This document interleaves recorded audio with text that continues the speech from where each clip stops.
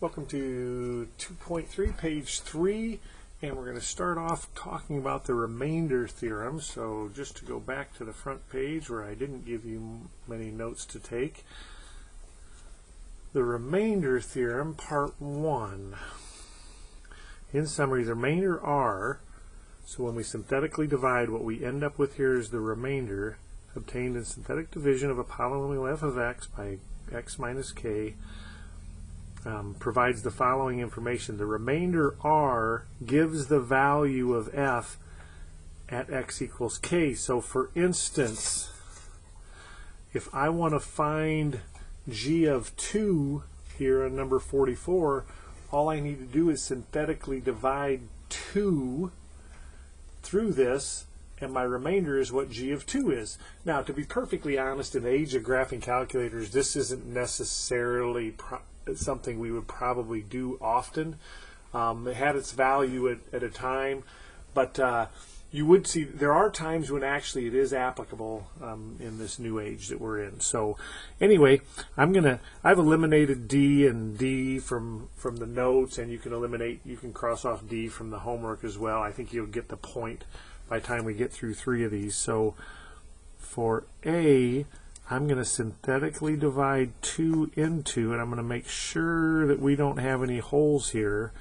I've got 2x to the 6th, no x to the 5ths, 3x to the 4ths, no x cubed, negative 1x squared, no x's, and then a 3. So here we go. Bring down the 2. Multiply by 2. Add them. Multiply by 2. Add them. Multiply by 2. Add them. Multiply by 2. And you see we've got a little exponential thing going on here, getting big in a hurry. Add them. 43. Multiply by 2. 86. Add them. 86, multiply by 2, 172, and our remainder is 175. So g of 2 equals 175. B, and so but you can imagine 2 to the 6 is going to grow fast in a hurry, and or 2x to the 6 is going to grow fast, 3x to the 4th is going to grow fast in a hurry, and now we're adding those together, so this thing's going to get big pretty quickly. Let's go ahead and take mercifully 1 into that. 2, 0, 3, 0, negative 1, 0, 3, and we get 2 times 1, add them 2 times 1, add them 5 times 1, add them 5 times 1, 5, add them 4 times 1, 4, 1 times 4, 4, and we end up with just 7. So g of 1 is 7. And for C, we're going to take 3 in, which seems like, well, how bad can that get? But you're going to see we get pretty big in a hurry. I think you can get a feel for it when you look at what 1 gives us versus what 2 gives us. This thing starts growing very, very fast. Space that one out a little bit. 2, 0, 3, 0, negative 1, 0, and 3. I might go calculator on here soon.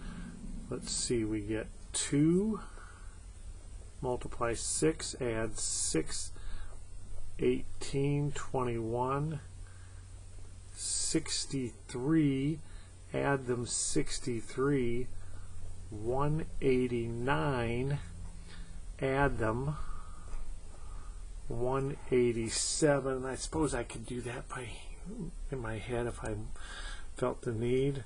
Second, quit. Let's just go 187 times 3, 561, 561 times 3, that's 1,500. I'll just do it on a calculator.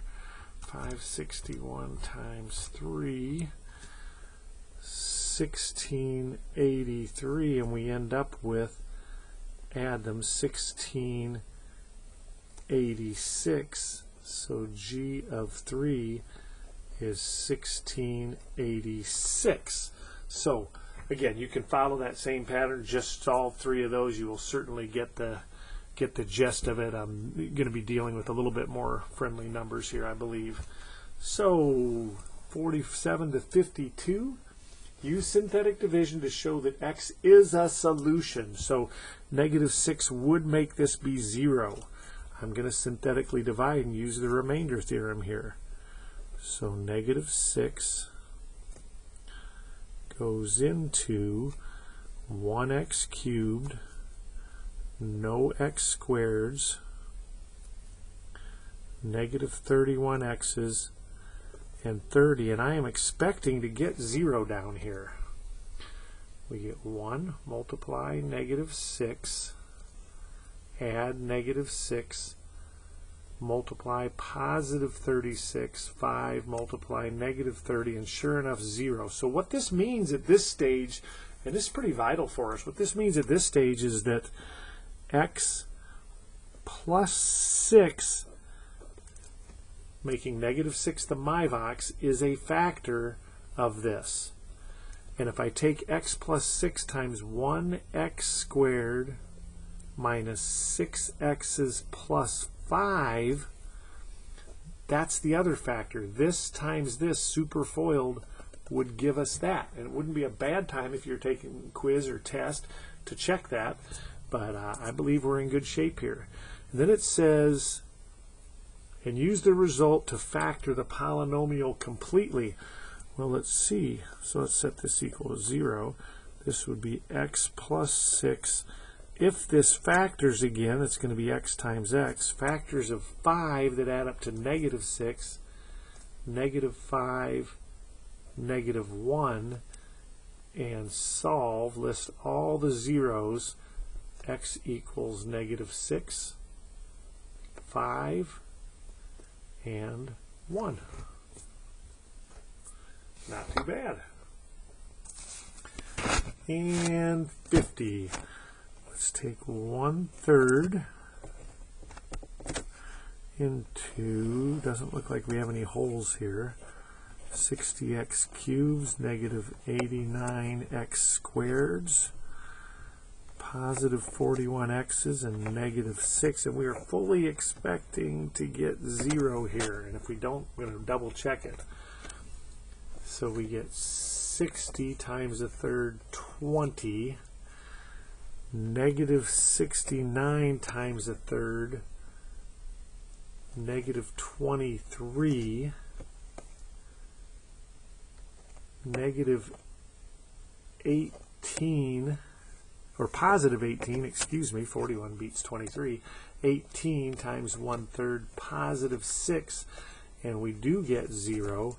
So what we have so far is x minus 1/3 times 60x squared minus 69x plus 18. If I set that equal to 0, I notice I can factor out at least a 3 out of these. So this would be x minus 1/3 times 3, 20x squared minus 23x plus 6 equals 0. I can multiply that 3 into here. That's kind of neat. 3x, you wouldn't have to do that. And now I've got a kind of a tough factoring problem. I need factors, and I expect we have them, of positive 120, 20 times 6, that add up to be negative 23. And therefore they have to be negative and negative to multiply to be a positive and add up to be a negative. And let's see. So let me show you how I might do this. I might say, well, 120.